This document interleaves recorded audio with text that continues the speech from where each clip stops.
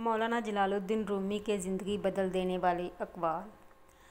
शहवत का सांप इब्तिदा ही में मार डालो, वरना ये कभी भी अज़दा बन जाएगा।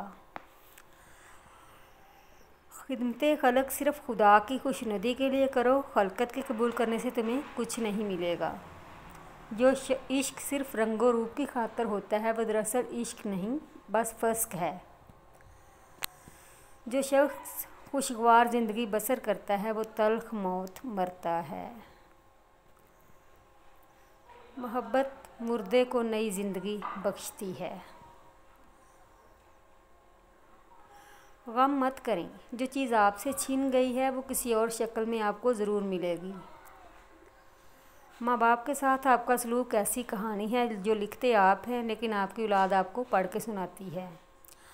अगर तुम अज़मत की बुलंदियों को छूना चाहते हो तो अपने दिल में इंसानियत के लिए नफ़रत की बजाय मोहब्बत आबाद करो। तुम्हारी गलतियाँ भी तुम्हें सच्चाई तक ले जा सकती हैं। ज़ख्म वो रोशनदान है जहाँ से रोशनी आपके अंदर दाखिल होती है।